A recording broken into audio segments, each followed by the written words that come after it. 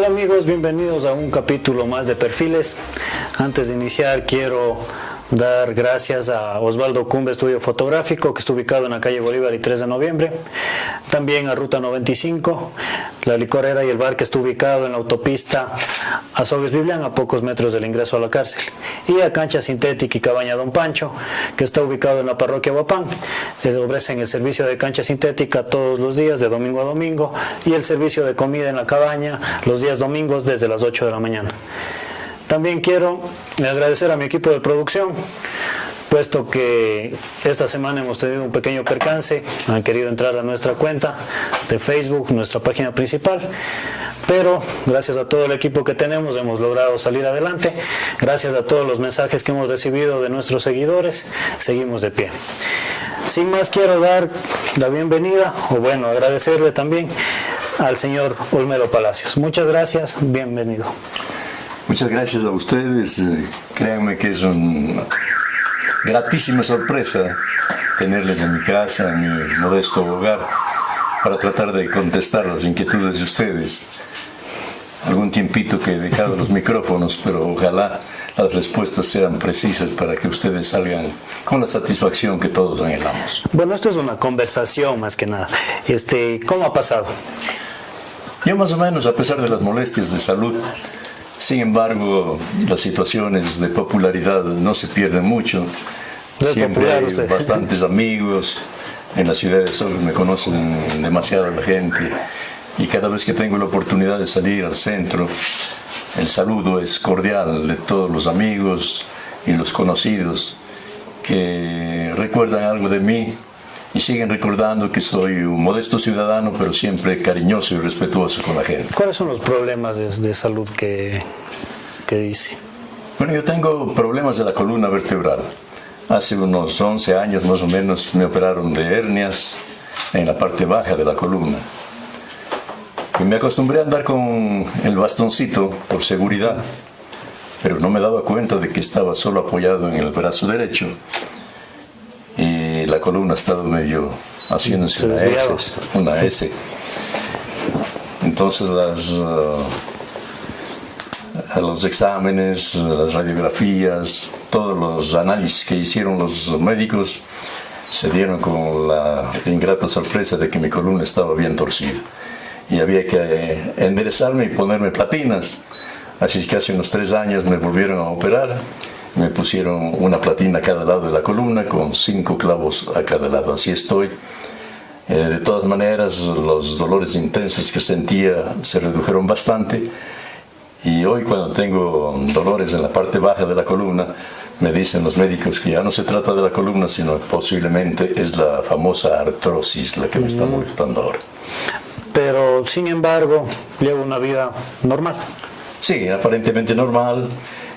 Con tranquilidad, a pesar de las molestias, uno tiene que ponerse medio sereno, no hay por qué desesperarse.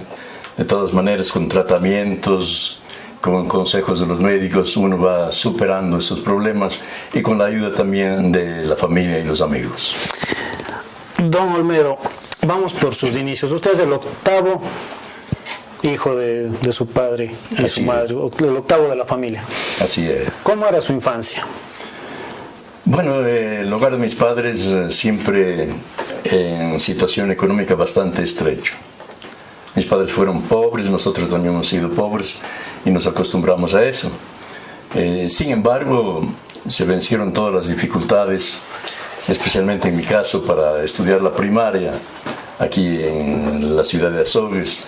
También ingresé a la secundaria en el colegio técnico hace muchos años. ¿En qué barrio creció? Perdón que le interrumpa. ¿En qué barrio creció? ¿Cómo se desarrolló la escuela también? Ya, como no teníamos casa propia, mi nacimiento había sido a una cuadra del Parque Central en la Sociedad Azogueña de Socorros Mutuos. Luego mis padres habían alquilado una casa en la calle Bolívar. Ahí me fui criando un poquito, hasta que por asuntos de trabajo de mi papá mismo pasamos a vivir en la entrada de la fábrica de cemento.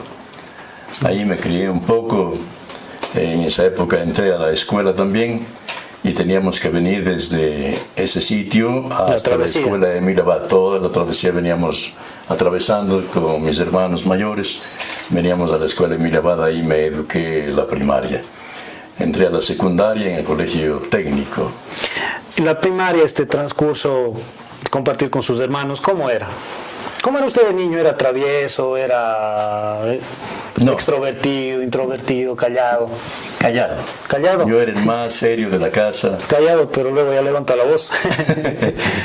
El volumen de voz es el mismo, porque me acuerdo que inclusive cuando estaba en la escuela estábamos ensayando el himno nacional y vino uno de los profesores, veía que se acercaba a cada uno de los alumnos. Cuando llegó a mí me dijo: calla, voz de tinaja. En esa edad yo tenía unos 10 años más o menos, pero ya tenía una voz roncota.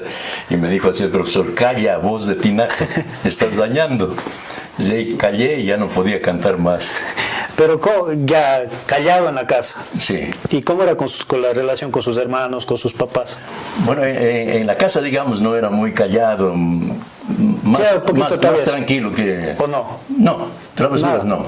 Jugaba poco, inclusive, el indoor fútbol. Con mis hermanos me llevaba bien y mejor ellos me respetaban un poco porque yo siempre fui serio desde mi niñez.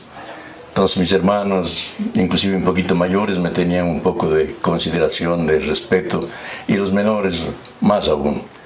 Así fuimos creciendo, ya digo, en el marco de la pobreza, pero siempre con la dignidad bien puesta.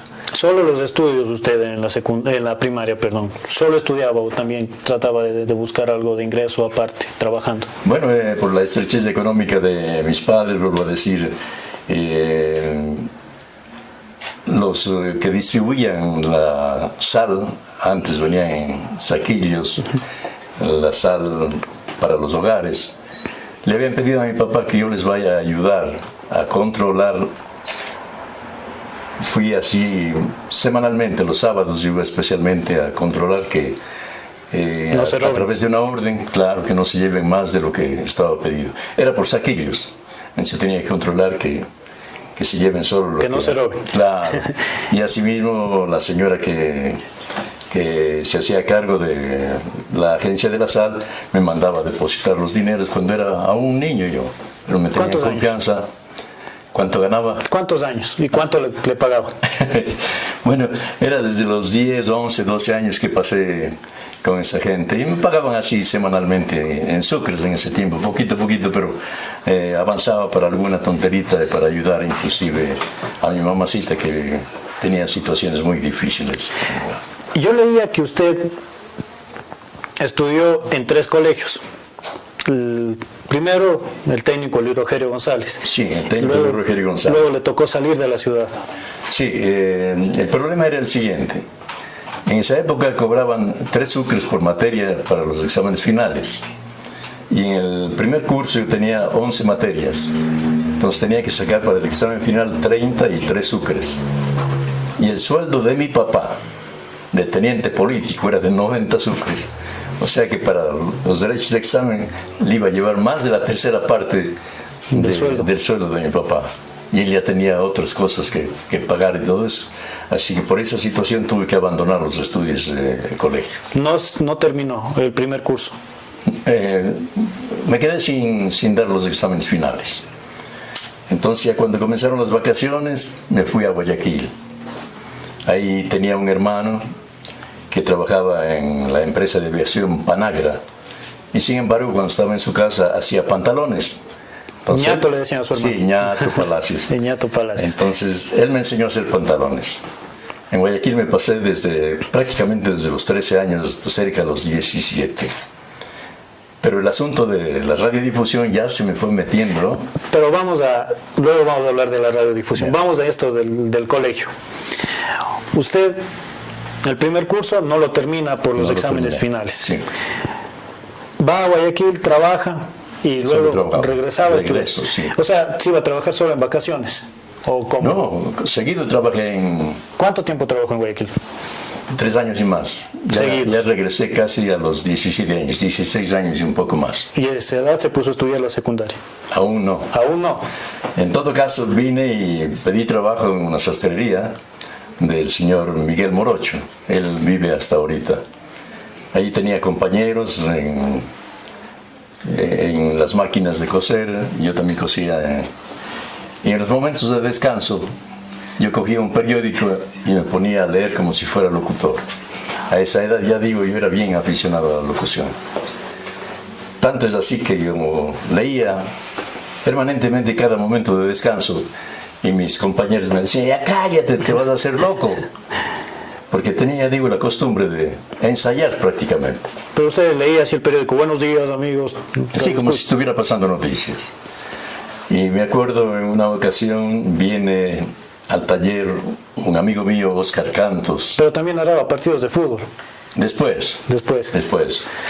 Viene el amigo Oscar Cantos, que sabía poner los discos, decíamos operador antes, en radio La Voz de Azogues, que era la primera estación de radio en la ciudad de Azogues, que en el 52 pertenecía al Consejo Provincial del Cañar. No sé por qué razones el Consejo Provincial del Cañar luego se decidió en vender equipos, frecuencias y todo eso, y se dio prácticamente a un señor Gonzalo Zacoto Córdoba, que era notario también. Entonces vuelvo a decir, al taller de sastrería llega Oscar Cantos y se pone a conversar sobre el asunto de la radio. Me dice, Pancho Beltrán ya no se alcanza, dice, porque él tiene que hacer de locutor y todo, y no tiene quien le ayude. Entonces yo en serio y en broma le digo, aquí estoy yo, pues. Entonces él dice, cierto, hermano, dice, yo le voy a decir al dueño, al gerente, que te lleve. Y justamente había ido y había dicho, sabe que tengo un amigo que es locutor. Hay alguien que pasa hablando ahí en la sastrería, llevémosle. Entonces le había dicho que vaya a probar. Justamente fue un domingo, probamos y cuando salí de la prueba, el dueño de la radio me felicitó y dijo, desde mañana me viene a trabajar.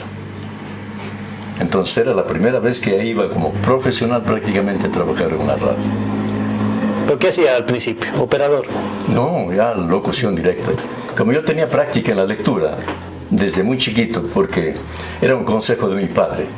Cuando yo era bien chiquito me decía, ¿sabes qué? La persona que lee una hora diaria puede llegar a ser un sabio. Así que aprende a leer bien. Yo le escuchaba eso y mi preocupación era saber leer bien. Eso me ayudó bastante. Yo no era de los que gagueaba mucho el momento de la lectura. Entonces eso, ya digo, me favoreció mucho. Entré a trabajar a la edad de 17 años, tal vez un poco menos, en Radio La Voz de Azogues en 1958, entrando al 58. Y ahí le toca también estudiar la secundaria. Aún no. Aún no. ¿A qué edad estudió la secundaria? Bueno, entonces estaba en La Voz de Azogues casi 2 años y medio más o menos. Hasta el 60 más o menos. 60, 61, ya iba por ahí. Y en una ocasión al señor dueño se le ha ocurrido, mejor dicho, vender la radio. ¿Y cuántos trabajaban en la radio? ¿2? Sí, el operador y el locutor. Entonces, cuando salía un domingo, yo me despido del señor, digo, hasta mañana. No, ya no venga, dice, esta tontería ya no se vuelve a aprender.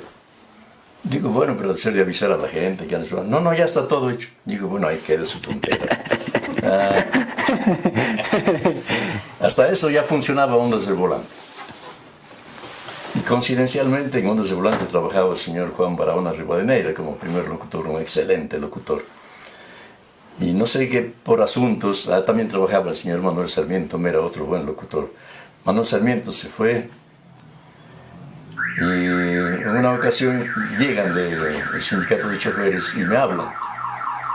Dicen, no sé si usted, Olmedo, puede ir a trabajar en la radio. Digo, pero la radio ya...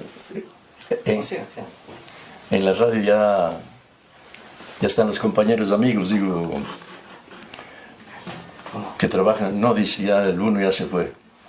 Si usted quiere ir a trabajar, no hay problema. Entonces fui a trabajar a Ondas de Volante.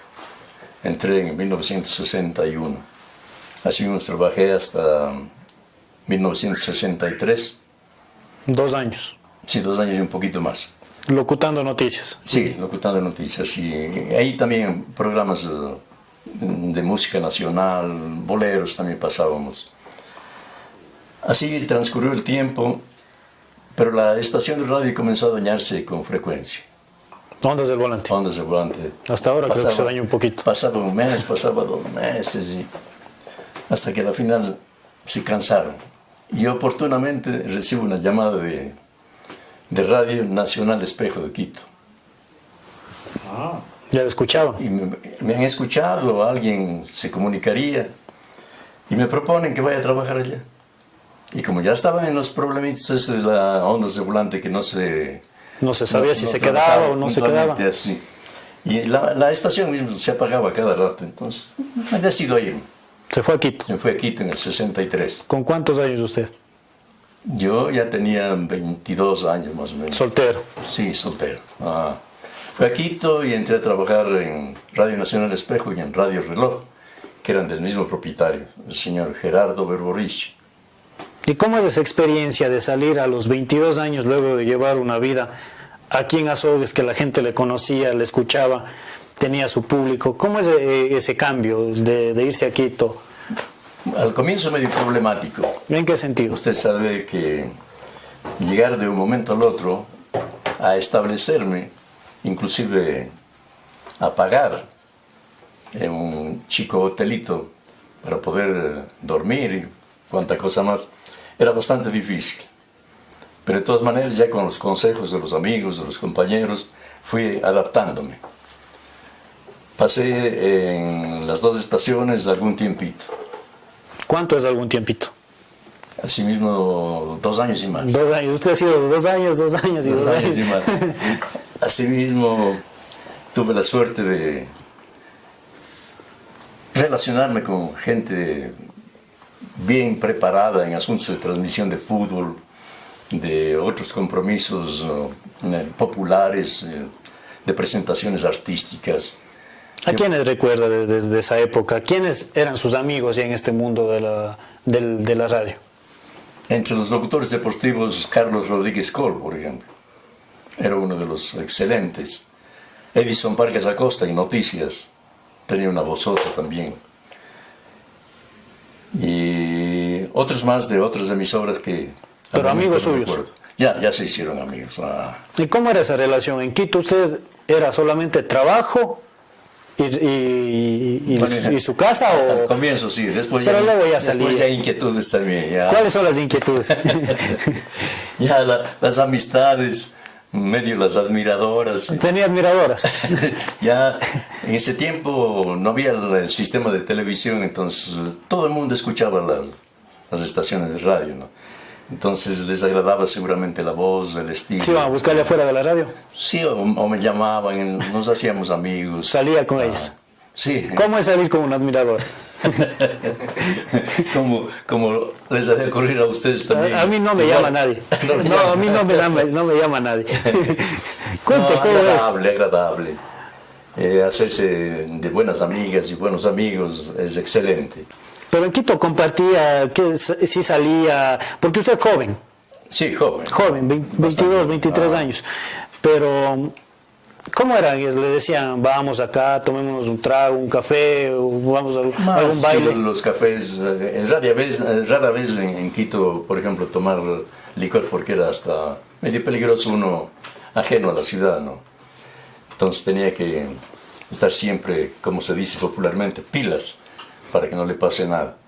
Entonces así, cuando había oportunidad, con los amigos de más confianza, para estar en alguna reunión, se tomaba un traguito. Uno que otro, sí. ¿Se ha pegado alguna borrachera allá en Quito? No, que yo recuerde, no. Pero, siempre me controlaba bien. Pero alguna anécdota ya de alguna reunión que he estado con copas ahí con los amigos. Una excelente reunión y una excelente experiencia. Es que tuve la suerte de estar en la transmisión de la presentación de Miss Universo. Christian Martel, francesa. Vino, ella también se presentó a la Miss de Ecuador y la señorita Piernas, de mejores piernas del Ecuador en ese tiempo elegía. Y también vinieron dos artistas. La machangona, diríamos aquí. Sí, sí. Supuestamente bien formada. Uno, le calificaban como la mejor pierna del Ecuador. Y Miss Ecuador era Leonorcita Carcache. En ese tiempo sí me acuerdo. Vinieron los integrantes de un dueto japonés, Ranko Fukisawa e Iko Abo. No hablaban una palabra de castellano, pero cantaban en castellano. Clarito, o sea, se aprendían de memoria las letras y cantaban como si fueran latinos, así, pero no podían hablar.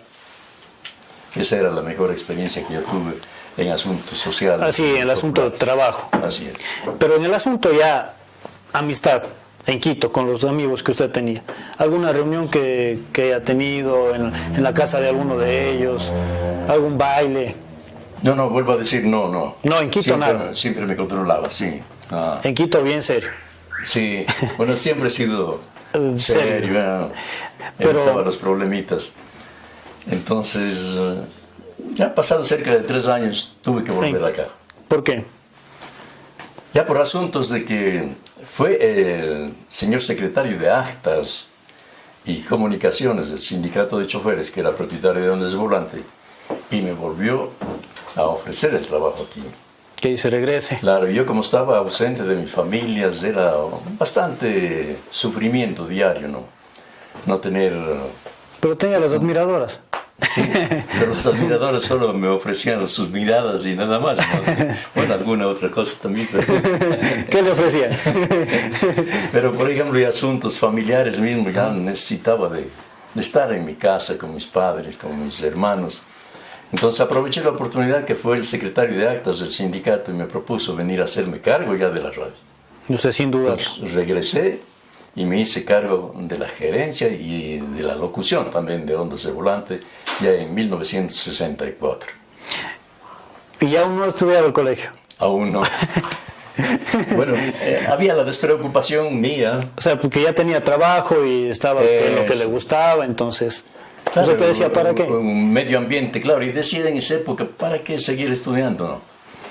Pero ya después, ya mejor de adulto mayor, bueno, no de la edad actual, pero hace unos 22, 24 años creo que era, me decidí a seguir los estudios secundarios. Vamos por partes. Regresa a Sogues al año 64. Se hace cargo de Ondas de Volante. Sí. ¿Cuál fue su primer programa radial? El primer programa radial, bueno, siempre fueron las noticias y los boleros. Me encantaban los boleros y había los programas justamente con el título de Boleros para ti, algo así tenía yo de programación. Y la música nacional también, que me gustaba bastante. Ese fue su primer programa, las noticias y la música. Ya, y complacencias musicales, que era de la satisfacción de todo el mundo. Las llamadas. Las llamadas telefónicas. Se complacía a todas las personas que se daban el trabajito de llamar. ¿Y en esta época usted ya se iba involucrando ya en la cuestión sindical, o no todavía? Bueno, después de salir de Ondas de Volante, entro a trabajar en la fábrica de cementos Huapán, como obrero. Dejando la gerencia de Ondas de Volante. Ya. ¿A cuántos años pasó? ¿Otros 2 años? Sí, así poco nomás. Justo ya mientras trabajaba en Volante también me ofrecieron el trabajo de obrero de la central eléctrica que estaba instalándose recién en Huapán, y fui a trabajar ahí. Entré a trabajar, comencé a analizar la situación de los obreros, la situación de los gerentes y de los jefes, y ya comencé a sentir la injusticia. Ya le empezó a picar algo ahí de... Eso, cómo vivían los obreros y cómo vivían los jefes. Ellos con grandes sueldos y los pobres obreros vivíamos mal pagados y sin el respeto que merecíamos como personas, como obreros, como ciudadanos. Era prácticamente en esa época mucho abuso de los que ostentaban las gerencias, las direcciones técnicas. Había directores departamentales, siempre con abuso en contra de la clase obrera. Bastantes compañeros campesinos que entraron a trabajar en la fábrica de sacos, a cargar prácticamente el cemento. Entonces eran Maltratados, dice usted.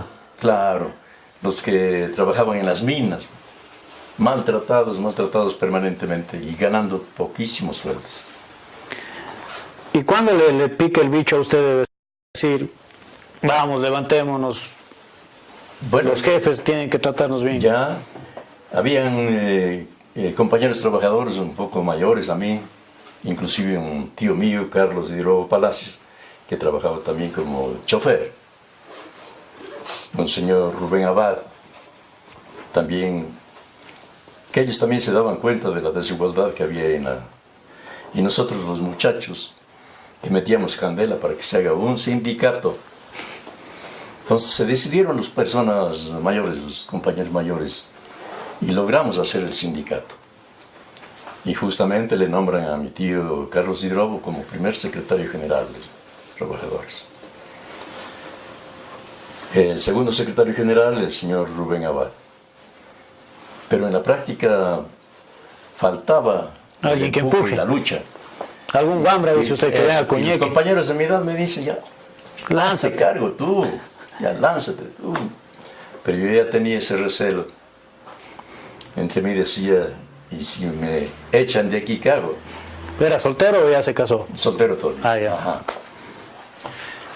De todas maneras, ya como me exigían mis compañeros, y yo también ya Cansado. valientemente me decidí, ya, hacemos la lista y les ganamos ampliamente a los mayores.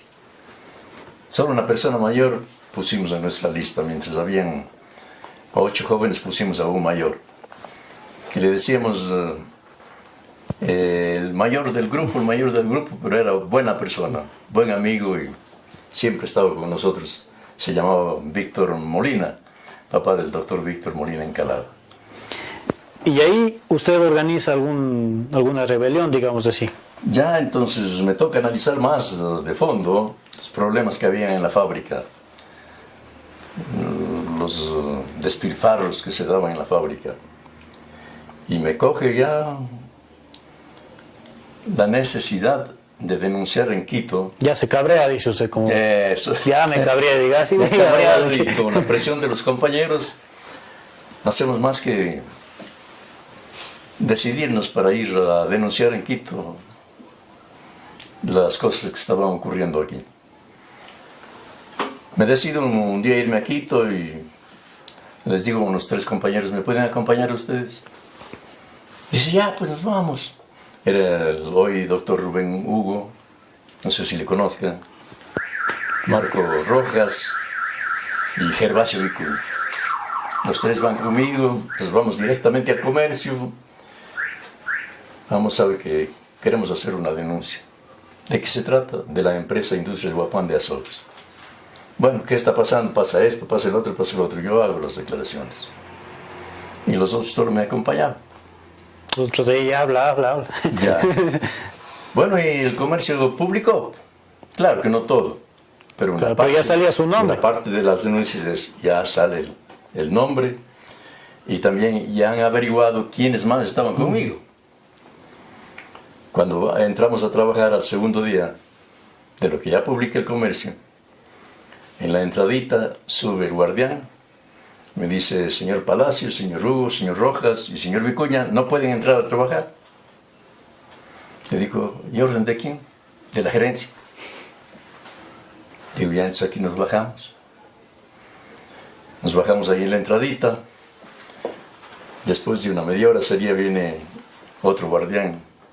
Me dice, señor Palacios, dice el gerente, que pase usted. Paso a hablar con el señor gerente. No vale mencionar quién era, porque ya todo está pasado.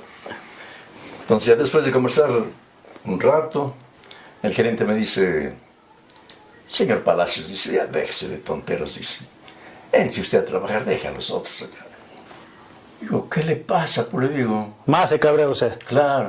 Si ellos me acompañaron, nomás yo soy el responsable de todo. Yo soy el que tengo que pagar las cosas que están sucediendo aquí, si es causa de salir o no. Decía, ya vaya a trabajar. Decía, ya les voy a hacer entrar a los otros. Entonces, después de mí, entran los 3 a hablar con él también. Y momentáneamente también les hacen entrar. En fila ahí. Ya. Pero no pasan más de 2 días, Otra todos vez. afuera. Ya con Olmedo Palacios y todo afuera. Entonces comenzamos de afuera, más la lucha. Porque a mí me podían botar del trabajo, pero no de la Secretaría General del Sindicato de Los Trabajadores. trabajadores. Yo seguía dirigiendo y ya estábamos haciendo la construcción que hasta ahorita existe del Comité de Empresa de Industria de Huapán. Hicimos nosotros cuando estábamos en el periodo mío. Entonces, ya con esa lucha me vino ya la experiencia para poder ayudar a otras compañeras y compañeros de otras instituciones. Logramos hacer el Sindicato de Trabajadores del Hospital Homero Castañer Crespo, hoy, en esa época se llamaba Hospital 4 de Noviembre. Hacemos el Sindicato de Trabajadores del Consejo Provincial del Cañar. Usted iba organizando a los trabajadores de cada Así es. institución. Hacemos el Sindicato de Trabajadores del municipio de Azogues. Organizamos a las tejedoras de sombrero de Paja Toquilla de San Marcos, de Huapán, de San Luis de Mangán.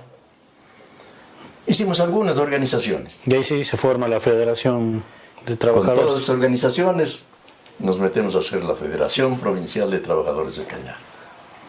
Por ende, el primer sacrificado, Olmedo Palacios, porque era un verdadero sacrificio.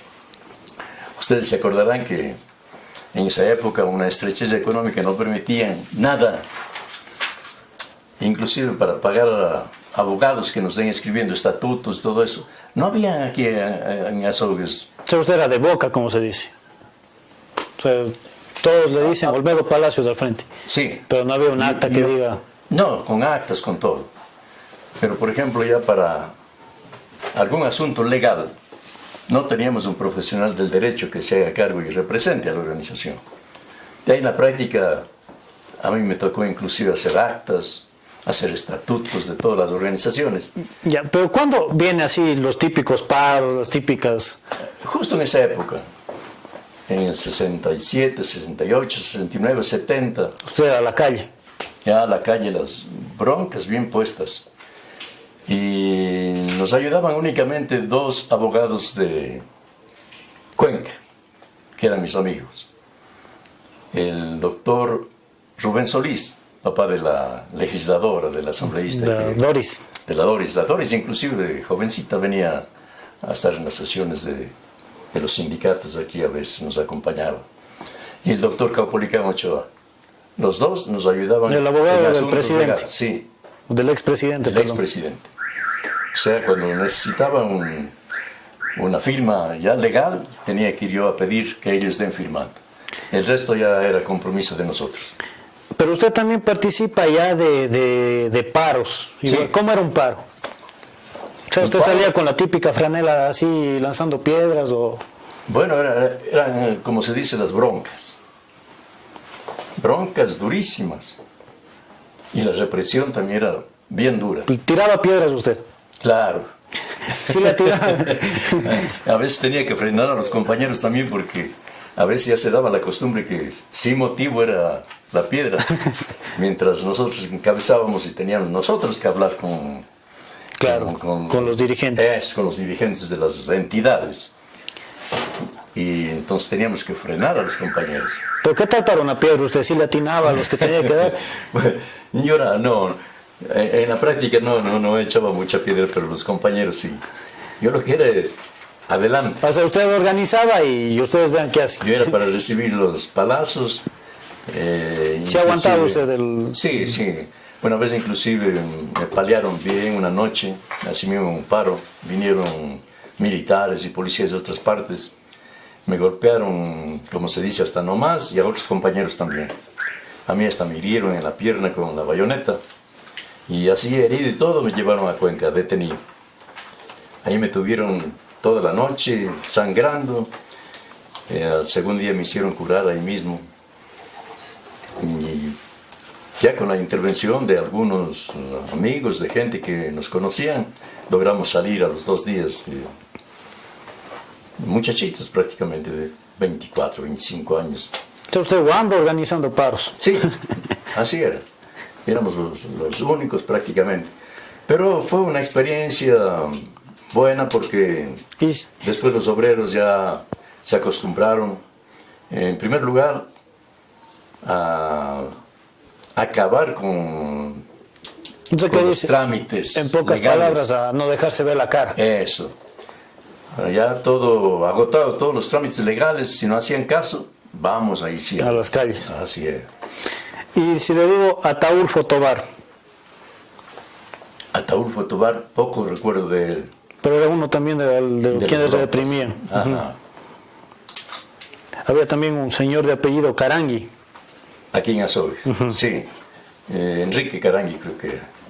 También compañero suyo de lucha. Sí, él era del municipio de Azogue, él era operador de máquina, creo. Ajá. Y también reprimían, así como dice usted. Sí, éramos de los mismos grupos. También teníamos a los mineros de Piljum, de San Marcos, que eran también parte de... Una ocasión me tocó ir a comprobar cómo vivían los mineros ahí. Porque ellos me vinieron a pedir, compañero, vamos a que vea la desgracia en la que vivimos. ¿De qué se fue a meter a la mina? Me fui una madrugada a las 5:30 de la mañana para llegar tempranito. Me acompañó el señor, no sé ahora ya, a lo mejor es doctor Franklin Robles López, hermano del doctor Guillermo Robles, del doctor Hugo Robles. Él estaba en sexto curso de colegio y me acompañó. Llegamos a las 6:30 de la mañana allá en Piljum. Nos presentamos, sabe que somos estudiantes y queríamos ir conociendo las minas. Había un peruano. O sea, para engañarle al dueño de la mina. Había un peruano que controlaba, el director de, ¿cómo se llamaría en ese tiempo? Director de grupo, algo así. Entonces él nos permitió el ingreso. Teníamos que entrar agachados, porque los túneles eran bajísimos.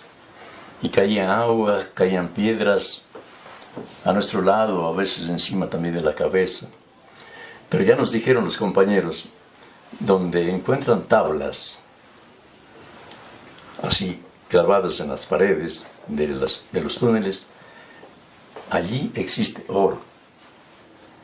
Y el gringo que está explotando tapa eso para en secreto sacar el oro a pretexto de que están sacando el azogue. De esas minas sacaban el azogue. Y justamente por el azogue es que nuestra ciudad lleva el nombre de Azogues. Una oportunidad para conocer todo eso. Pasó pocos días y nos hicimos un pliego de peticiones con los compañeros de Piljum, dando a conocer todas esas injusticias que cometía, era un gringo Ramsey, el dueño prácticamente de las minas. Bueno, de los 12 puntos que pedíamos, el dueño de la mina aceptó los 11 y un punto no aceptó. Entonces quedamos para resolver en la Inspectoría del Trabajo. Nos fuimos a la Inspectoría del Trabajo y en plena discusión pues me tocó esclarecer cómo son las cosas. Y yo hablé ante las autoridades y todo eso sobre las condiciones en las que viven los trabajadores allá en Piljum. Cuando explicaba sobre la estrechez de los túneles, los peligros que corren los trabajadores, el señor Ramsey me dice, ¿y tú cómo conocer minas? Porque he entrado allá. ¿Y quién permitió a ti entrar minas? Allá el señor Rodríguez. El peruano. El peruano. De todas maneras sirvió para que los trabajadores mejoren un tanto su situación económica, porque ya digo, los 11 puntos fueron aceptados y firmamos un acta transaccional. Pero sus papás no le decían, Olmedo, ya para, mucho relajo, cuídate un poco. Era un sufrimiento para mis padres, especialmente para mi mamita. Ella siempre en su casa, acompañada de mis ñañas, claro. Y mi papá, que trabajaba en una u otra cosa, porque hasta el puesto de teniente político no era seguro en ese tiempo. Era de acuerdo al presidente de la República, de acuerdo a las autoridades que ponían también a sus... Él a veces trabajaba también en la hormaduría de sombreros de un... Sus hermanas tejían. Ajá. le ayudaba a un primo de él que tenía la armaduría de sombreros. Se llamaba... ¿Qué tal que ya me olvido? Bueno, Hidrobo Palacios, hermano de Carlos Hidrobo, que decían antes. Aurelio se llamaba, Aurelio Hidrobo. Entonces ahí trabajaba mi papá a veces.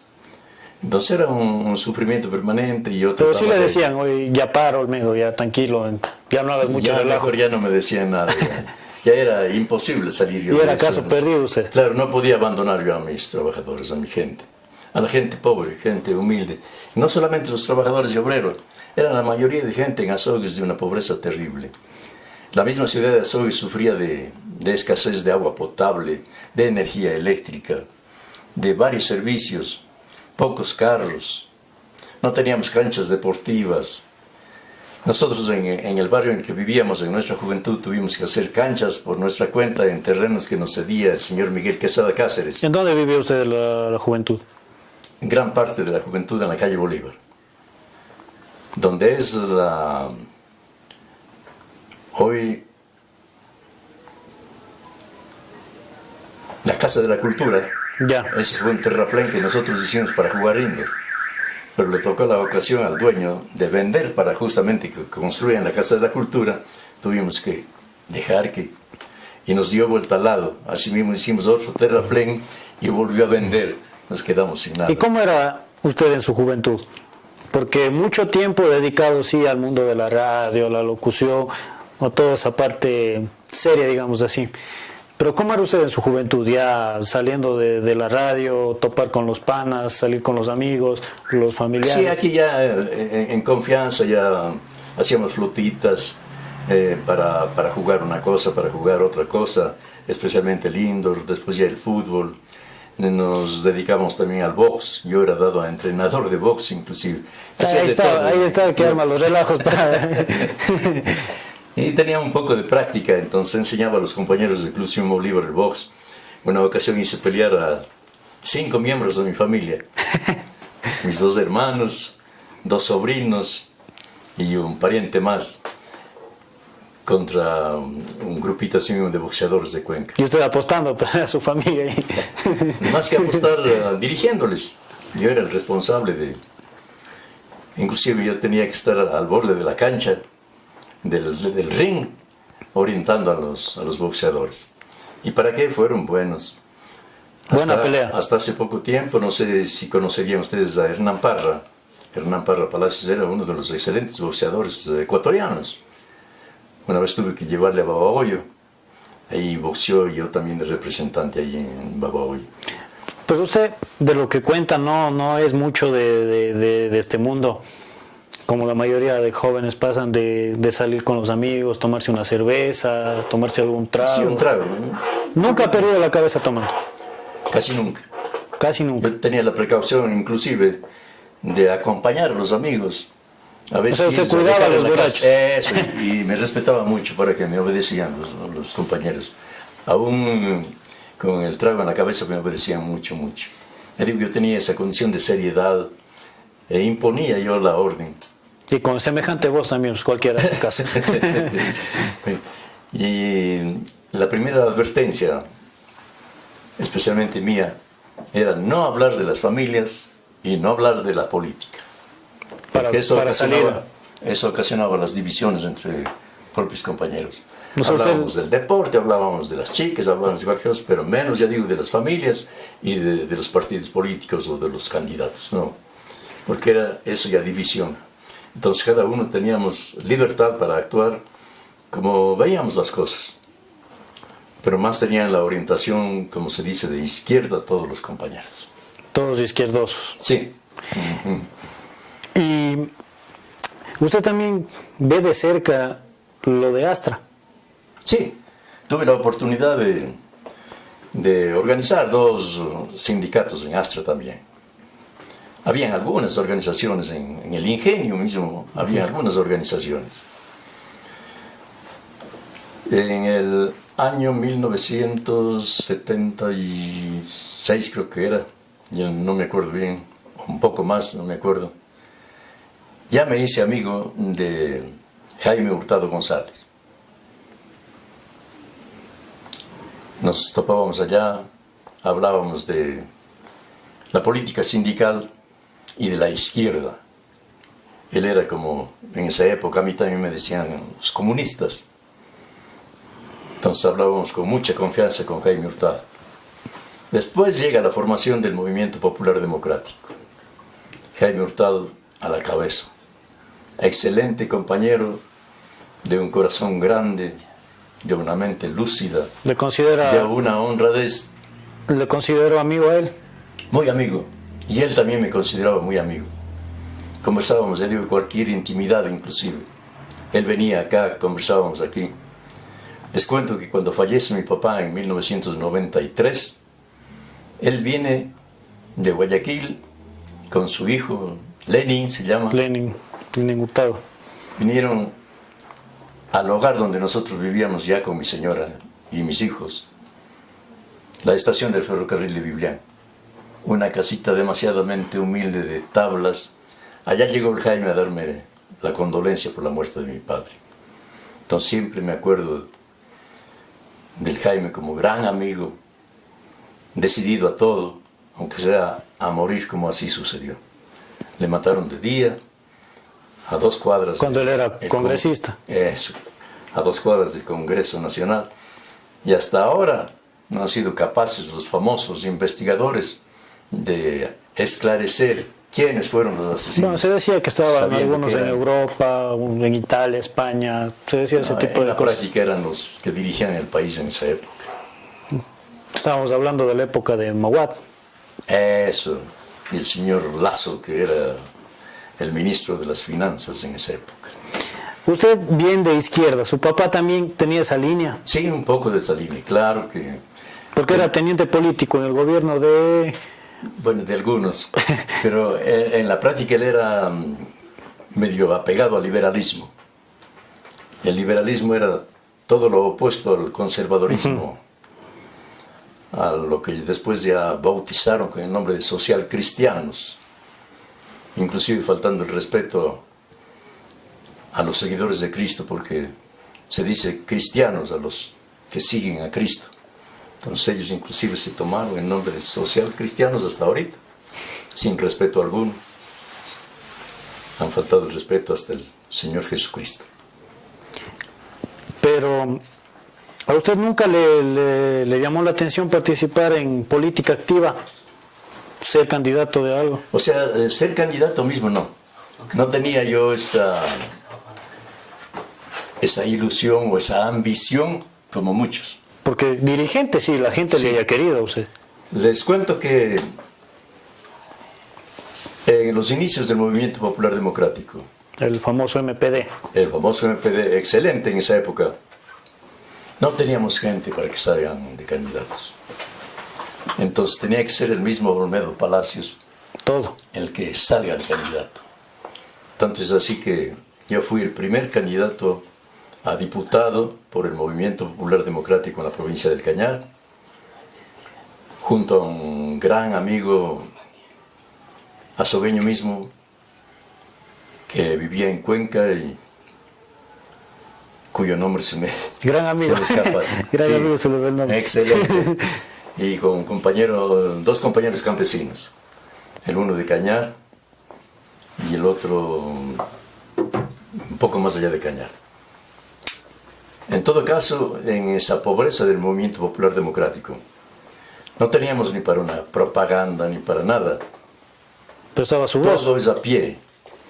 Todo teníamos que ir a una reunión, por ejemplo, de un comité, teníamos que irnos a pie y regresar así mismo, a veces de noche, con los peligros que se ocasionaban. Pero ese tiempo no era tanto como ahora. No era muy peligroso. Había persecución aparte. Ese era el problema. Me acuerdo, inclusive en una ocasión que venía de Huapán, yo solo con un compañero, habían estado reunidos en el trayecto, un grupito de gente con un sacerdote. Y cuando me acercaba, ya me había reconocido el señor sacerdote. Y escucho que dice, algún día hemos de quedar en paz cuando les demos palo a estos comunistas. Bueno, en ese momento a mí sí me dio el recelo de que la gente reaccione y ese rato me manden dando palos. Pero nada, como también me conocía la gente en Huapán, entonces me dejaron nomás pasar. Pero usted es excomulgado de la iglesia. Excomulgado cuando era ya chiquito. Ese era un problema que no era falta de respeto mío. ¿Qué pasó? En esa época, las primeras comuniones hacíamos, o se hacía, de muy niños. A mí me tocó hacer la primera comunión cuando tenía 10 años. Ya la primera confesión, tranquilo, ya comulgué todo eso. Al segundo mes tenía que ir a confesarme. Estuve en el confesionario primerito, yo así. De santito. De santito, esperando que llegue el señor cura. Y atrás de mí había un poco de hombres y a los lados las mujeres. Pero ya digo, yo niño de 10 años, pero ya tenía la voz ronca como... Como le decía en la escuela, cállate, voz de tarro viejo. Voz de tinaja, voz de tinaja. Entonces me coge la monería, ya digo, niño, muy inocente, no era majadero ni nada. Abro la portezuela del confesionario y me meto. Me siento ahí y abro la ventanilla. Digo, ¿cuánto tiempo?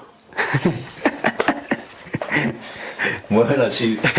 Bueno, escuché a una voz de mujer, ¿verdad?, que decía algunas cosas, yo ni entendía bien. Pasó, sería unos 2 minutos. Cerré nuevamente la ventanilla esa. Y no venía el cura, no venía. Hasta que el compañero que estaba atrás de mí dijo, vamos a dar una vuelta, digo, hasta que venga el sacerdote, cura. Es que vamos con mi amigo a darnos una vuelta en el parque. No dimos la primera vuelta, la gente atrás de mí. Usted ha salido haciendo confesar, que tú has salido haciendo confesar. Una bulla que me hacen en el parque mismo, hasta ahora. Y me coge el miedo, pues ya prácticamente. Usted, guau. Wow, 10 años. Estaba en 4º grado de escuela. 10 años más o Y menos. haciendo confesar. Pero ya digo, inocentemente, no era por maldad ni por majadero ni nada. Sino ya sí, la locura, ¿no? Así que el temor ya de que lleguen a saber mis papás en la casa. Esa era una noche de jueves, era lo que me pasa eso. Viernes y sábado buscando la manera de desaparecer de Azogues porque tenía justamente miedo de la reprensión de mis papás por semejante pecado que había cometido. Así que me decido a largarme. Se escapa de la casa. Me escapo de la casa, un día domingo, de elecciones todavía. Les cuento que yo no conocía ni Biblián a esa edad. Y usted se escapa de la casa. Y no había transporte. Me escapo de la casa, nos vamos caminando con el mismo amigo que estaba caminando hasta Biblián. En Biblián, ya tarde averiguamos un carro que vaya a Guayaquil, que vaya a la costa. Usted ya pensaba fugarse. Sí, lo digo por el miedo a la reprensión de mi papá, especialmente por el asunto de estar haciendo confesar.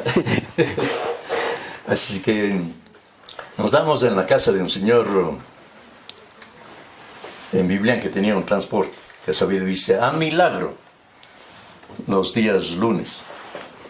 Entonces vamos a hablar con él si nos puede llevar a Milagro. Ya, con todo gusto, dice. Tiene que pasar la mala noche aquí, pero porque yo madrugo. Decimos ya. Así que en el portal de la casa de él amanecimos con mi compañero.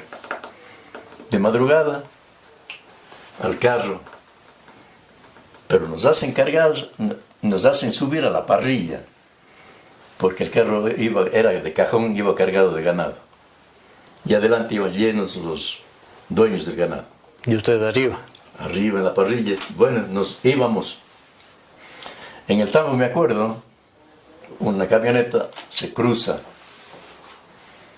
Ha sido el abuelo y la tía de su mi amigo. Ellos se bajan y le dicen al amigo mío, Carlos, bájate. Se baja él y a mí me dejan solito en la parrilla. ¿No te crees que me voy a dar así en milagro? Llegó a milagro. Llegué a milagro. De milagro llega a milagro. De milagro. Me digo, Dios me ayudaría. Pues. Entonces el chofer va con el carro hasta una lavadora. Yo sentado en la lavadora sin saber qué hacer. Y le veo al dueño del carro conversando con un señor. Ay, yo no sabía ni qué conversa. Entonces después de un buen rato se acerca el chofer y me dice: oye, jovencito, dice, ¿usted quisiera irse a la hacienda del señor Castro? Digo, bueno, como yo no tenía qué hacer, ni a dónde ir, ni nada. Bueno. Entonces dice, ya. Le llama al chofer, al dueño de la hacienda. Dice, ya, dice que el joven quiere irse allá. Entonces a mí me dice, verá, yo le voy a mandar en un carro, que también tiene que irse por allí, pasa por la hacienda.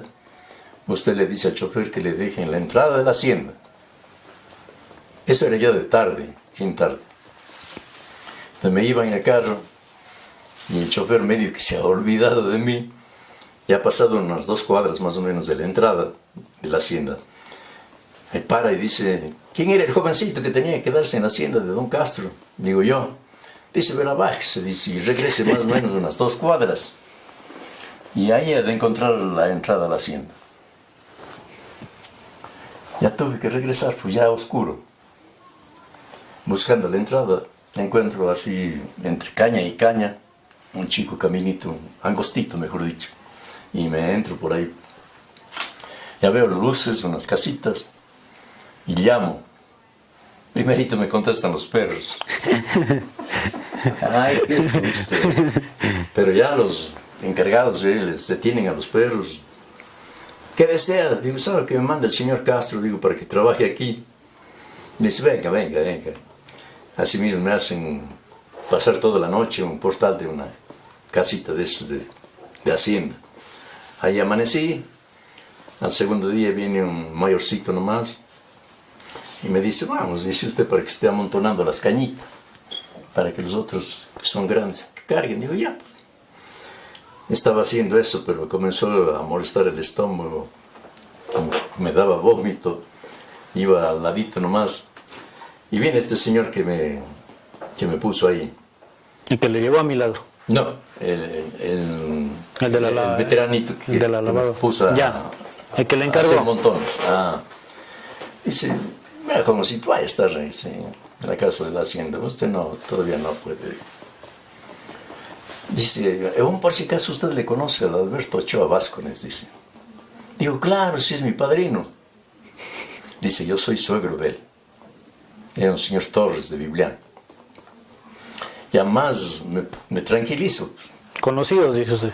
Ya, pues conocidos. Entonces, él mismo me dice, vaya a estar ahí en la casa de la hacienda. Dice, ¿qué va a estar haciendo usted? Nada. Pero no pasó mucho tiempo. Viene el que me mandó de milagro a que me dejen en la hacienda. Viene y dice, oye, jovencito, usted tiene que irse. Sabe que después de que usted vino para acá, para la hacienda, llegó un hermano suyo, dice, que le han sabido decir el ñato, no sé qué. Le quiso pegar al chofer, todo, cómo va a ser irresponsable traer menores de edad. Es que tiene que irse. Me tocó salir así mismo caminando desde la hacienda hasta un pueblito, Mariscal Sucre, ahí esperar carro para que me lleven a Milagro, de Milagro coger carro para Durán, de Durán coger la lancha para Guayaquil, en busca así mismo de la casa de mi hermano. En Guayaquil, buscando la calle Rumichaca, porque vivía mi hermano en la calle Rumichaca. Subo por la 9 de octubre, y para que me den algún dato, me acerco a un kiosco a pedir un juguito. Que me den el juguito, le digo, ¿dónde queda la calle Rumichaca? Dice, subo unas 3 cuadras más o menos, allá de encontrar, dice, calle Rumichaca. Pero yo en mi mente tenía el número de la casa 634, y había sido el 934. Número al revés. Pero así la suerte, y como digo, Dios estaba conmigo. A pesar de que salgo a la esquina e iba a coger para la calle Rumichaca buscando la 634 y un carro de Panagra para justo en la esquina. Se baja mi hermano. Ven enseguida, ya me pongo a llorar. Dice, cállate, tienes que decir Serrano. Serrano bobo. No, Serrano cobarde. Serrano. Diga nomás. Diga nomás. Ya, diga nomás. ¿Qué han de decir? Dice. Ya enseguida cambiarme de ropa, todo, porque yo pasé toda la semana ya prácticamente apestando. Ya he cambiado de ropa, todo, porque él mismo hacía pantalones, todas, camisas a la mujer. Viene al segundo día mi cuñado, que hacía transportes así mismo hasta Guayaquil, y dice: Olmedito tiene que irse conmigo, tiene que ir a terminar el 4º grado recién, tiene que irse conmigo. ¿Y sus papás qué le hicieron cuando regresó acá? ¿Escapado de la casa usted? Cuando regresé, primera vez y última vez, mi finada mamita me pegó una buena pizza. Algunos latigazos me pegó. Y después que llegó del trabajo, mi papá quiso repetir la dosis. Ahí mismo. Pero ahí mis hermanos vuelto toditos alrededor. No, papá, ya le pegó mamita, ya no más. Entonces ellos me defendieron. Ya después volví a la escuela hasta terminar el 4º grado y después seguir. Y después a seguir confesando. No, eso ya no más. Ya me he vuelto a pisar mejor porque los señores sacerdotes se hicieron enemigos. Ya no ha ido a la iglesia. Ya no. Y se siente bien así. Sí, tranquilo. Lo importante es la conciencia tranquila. Yo, por ejemplo, al que llevo adentro, en la mente, en el corazón, es a Dios. Nada más. Don Olmedo, ¿cuándo regresa usted a la radio ya luego de todo esto que nos ha contado de sus batallas, si se podría llamar así, sindicales? ¿Cuándo regresa a la radio ya a trabajar? Después de Ondas Revolante, cuando salía de la gerencia, voy a trabajar también en Cuenca, en Ondas Azules. Hoy creo que es Espléndido. ¿Ya? Y no me acuerdo otra emisora así. Tuve pequeños problemas y me llamaron de Ondas Azuayas, del doctor Cardoso, creo que era Ondas Azuayas en ese tiempo. Sí, doctor Cardoso. Pero así mismo en campaña electoral viene un día el señor gerente y me dice: señor Palacios, dice, mañana tiene que venir, dice, para que ande para cubrir las elecciones, perifoneando en el carro a favor de nosotros. No, señor gerente, para esas cositas, digo, los compañeritos que tienen práctica en vender cucharas y platos, yo no soy para eso. Ah, bueno, si no quiere, ya no quiero y punto. Ahí le dejé a Ondas Azules. Usted, perdón la palabra, pero usted bien cabreado. Sí, bien cabreado y bien rebelde, no tenía por qué humillarme ante nada. Y en esas épocas era, si le gusta, quédese, donde no vayas. Esa era la mejor receta de los señores. Yo también, como no tenía paciencia para estar aguantando nada, ahí queda su cosa y punto. Pero usted también trabaja en Biblián, en Radio Sí, TVO. Trabajé en Radio TVO con un buen amigo, que en paz descanse. ¿Cómo se llama el amigo? El dueño de Radio TVO. Usted buenos amigos, pero malo para los nombres. Sí, se me va perdiendo ahorita ya algunas cositas que se me pierden, a veces por la falta de continuidad. Telmo Vicente Ortega, así se llamaba él. Buen amigo, buen compañero, asimismo un hombre decente, nada de millonario, nada, pero buena gente. Así es más o menos. Después en Ondas Cañaris, que pasé muchos años, prácticamente hasta hace 3 años que tuve que someterme a la segunda intervención quirúrgica. Ya tuve que dejar de irme a la radio porque tenía que subir al 3er piso donde funcionaba Ondas Cañaris en esa época. Y desde ahí ya no, solamente a veces enlaces internacionales con Víctor Condo Esquivel a través de teléfono. Desde aquí, desde la casa. Desde aquí, sí. Pero usted también apasionado por la música, coleccionista de discos. Gran parte de la música y de los equipos me vendió finado Juan Barahona Rivadeneira. Hay un apodo suyo, el Chingo. ¿De Chingo, dónde sale sí. el Chingo? Resulta que mi papacito debió ser palomeque. Ya. Entonces al papá de mi papá le han sabido decir chingo, porque ha sido pequeño, con un cuello bien largo y el cuerpo así fornido. Me contaban que había sido contrabandista de la época. Entonces cargaba una perla de trago en un brazo y perla, había sido, ya digo, bien fuerte, pero tenía esa formita delgada el cuello y ancho. Aquí, como son las tinajas, no sé si son los chingos. Ya. Entonces, por eso heredado usted el apodo. Chingo. Y le decían a mi papá Chingo, Chingo, y a mi tío también, Reinaldo Palacios, también le decían Chingo.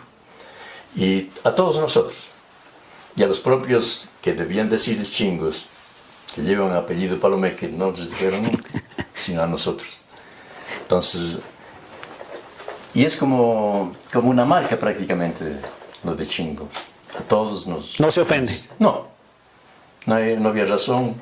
Ya digo, yo les cuento a ustedes el porqué del chingo, pero la gente vuelta pensaba de chingón. No sé por qué. No sé por qué el asunto del chingo. Pero ya digo, para nosotros es muy agradable porque mi padre fue el ejemplo de los chingos. Nosotros hemos seguido ese camino de humildad, de seriedad, de responsabilidad, porque así fue mi papá, así han sido mis hermanos. Mis hermanos también son aficionados a la locución. Fernando Palacios, Bolívar Palacios, tal vez a él sí le conoce. Bolívar Palacios, él todavía trabaja en eso. Mi hermano Fernando vive en Estados Unidos ya durante muchos años. ¿Cómo se siente dejar el mundo de la radio ya? Bueno, algo a lo que ha vivido dedicado desde 16 años. Con mucha pena. No he perdido la voz, no he perdido la facilidad de lectura, nada de eso, sino que la imposibilidad física de caminar, de irme a estudios. Entonces mejor solamente me complace escuchar a los compañeros y compañeras, por ejemplo, Fabiola San Martín, una excelente compañerita que siguió los pasos de la locución correcta, especialmente de una buena lectura, y otros compañeros también que, y ahora que tengo la suerte de conocerles a ustedes, más satisfacción de seguir en el mundo de la radio, de la locución, de la televisión, de estos programas tan amenos, tan sencillos, pero lindos, como ustedes lo dirían. Su cumpleaños es el 19 de agosto. Sí, ¿cómo así lo saben? Nosotros hacemos los deberes, como se dice, nosotros investigamos. ¿Cuántos cumple? El 19 de agosto cumplo 77 ya. Y como estamos cerca, nosotros quisimos hacerle que sople la velita. A ver, vamos a poder Quizá pueda soplar. Todavía sopla. Sí. A ver, vamos a los compañeros si me ayudan cantando el Happy Birthday. Ya, cantarán bien, pero... Vamos, 1, 2, 3. Cumpleaños feliz, te deseamos a ti. Cumpleaños, don Olmedo. Cumpleaños feliz. Muchas gracias. Bien, llegamos a la parte final. Don Olmedo, ¿cómo se ha sentido? Bueno, a decir muy agradecido, un poco acholado, pero muy agradecido. Siempre da temor a las equivocaciones, que es lo más molestoso para uno que tiene muchos años de experiencia y la responsabilidad de tratar de salir bien en estos compromisos como ustedes me han traído en esta noche a mi humilde hogar. Gracias más bien por acogernos en su casa y vamos a aprovechar que un poquito de locución suya. Desde hoy en adelante, la casa de ustedes también. Muchas gracias. Vamos a hacer un poquito de voz comercial suya. Vamos a hacer que invite a la gente que se suscriba en Perfiles. Bueno, la invitación cordial a todas las amigas y amigos que nos escuchan para que participen de la calidad de Perfiles, acudiendo a buscar sus excelentes servicios que son prestados por tan excelentes compañeros. Bravo. Muchas gracias. Todavía no sopla. Ya lo sopla. Pero vuelve a aprenderse. Así ha sido usted. Don Olmedo, queremos gracias, darle las gracias. Y gracias a ustedes. Y también... Compañeros, muchas gracias. Perdonarán cualquier cosa mejor, ¿no? No se preocupe. En otra quizá pueda atenderlas de mejor manera. No, muchas gracias a usted. Queremos agradecer también a nuestros auspiciantes, Osvaldo Cumbe Estudio Fotográfico, que está ubicado en la calle Bolívar y 3 de noviembre, el bar Ruta 95, que está ubicado en la autopista Sodes Biblián, a pocos metros del ingreso a la cárcel, y a Cancha Sintética y Cabaña Don Pancho, que está ubicado en la parroquia Bopán, servicio de cancha sintética de domingo a domingo, y el restaurante que es los días domingos. Anunciarles a nuestros seguidores que el día jueves conversaremos con el líder de un movimiento que usted veo que no comparte mucho, Movimiento Creo, del señor Guillermo Lazo. Conversaremos con el presidente de este movimiento, el señor César Monge. Muchas gracias, hasta el próximo programa.